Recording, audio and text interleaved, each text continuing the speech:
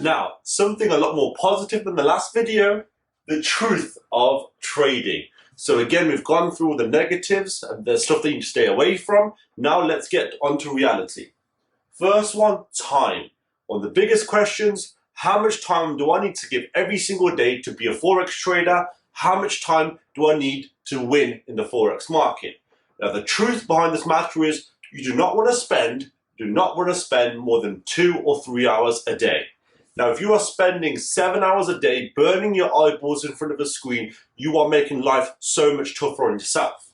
Why? Because this gives you more opportunity to edit and modify your trade. As a trader, you need to be able to place your trade, step back from the market and let it play out. There's a part in the book, the Astro book, in which I say, let the trade breathe, which means that it's going to go up, it's going to go down. Eventually, you need to let it find its direction, and hopefully that's your direction.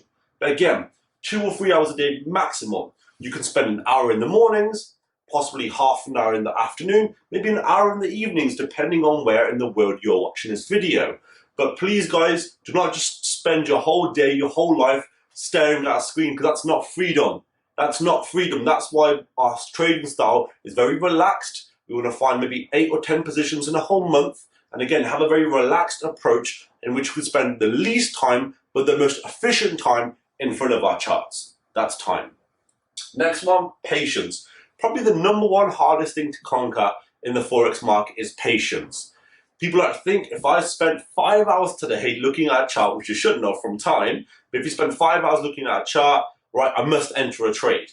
You need to be patient. That's why I said between maybe 8 and 10 trades a month, but everyone is different. Patience is probably one of the hardest things, but the most rewarding thing.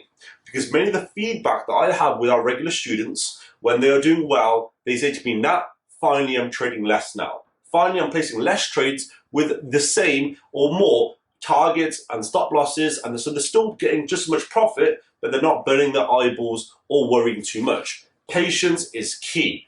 Patience, your trade might take 2 or 3 days to arrive, but you might take 2 or 3 days to enter. The trade might last 2 weeks, which you hope it'll last a day or two. Patience, patience, patience. But again, place those trades, go away, get on with life, come back to the markets. 3, the devil. Now the devil is that voice inside you which is going to tell you to do the worst things while you're in front of a chart. And that voice is there every single day. You might have just lost 3 trades. That voice is telling you, right, double up on your trades. Right, this is the trade, you can move your stop loss. And it's trying to help you break your rules. Again, you might have just been stopped at 1 or 2 pips. You want to enter again. This is why it's very important to write down your rules. So when the devil is whispering in your ear, telling you to do the opposite to your rules, you can look at your rules and go, nope, I'm more disciplined than that.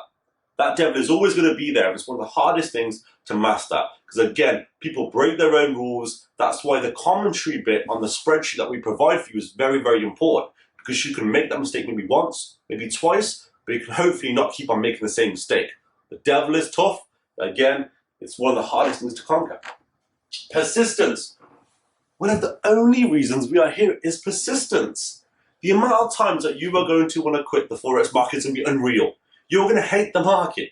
You could have 2 or 3 months good, maybe like a losing streak, and you're like, oh, I'm rubbish now. And again, a lot of people will quit. Some people will quit and never return. Some people will return in a month or 2. Guys, I'm here to tell you it's okay to want to quit at times. Again, you're going to lose your money. Money is very, very emotional for a lot of people. So if you lose, again, you just want to throw it in the bin and wish you never got involved. But if you come back, if you hopefully come back, that experience that you had, again, will only add to your career. Hopefully you won't keep on making the same mistakes again. So experience rules everything. Experience rules everything. The more experience you have, the better you will hopefully become. Just understand your own mistakes and don't keep repeating them. But persistence is key. Bad periods. Now this is kind of combining persistence, the devil, patience all together, because bad periods will come. Again, that is one of the truths behind trading. This is not a simple stroll in the park.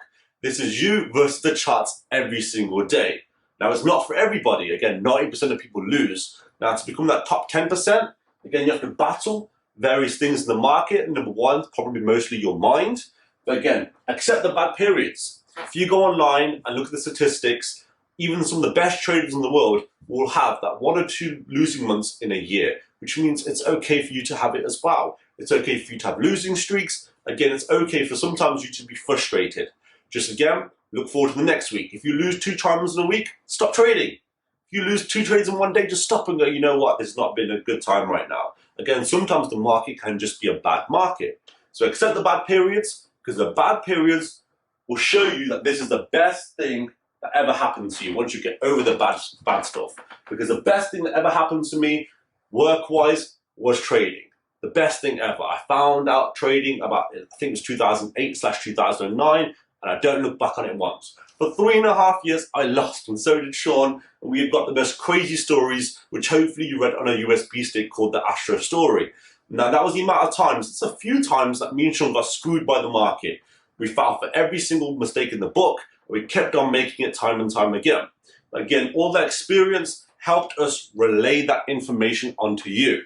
Now, Forex is the best thing that ever happened to you, but you need to keep it going. You need to have persistence, because if you quit, you'll never ever realize that it was the best thing that ever happened to you. You'll only realize it was something that lost you a few £1,000s.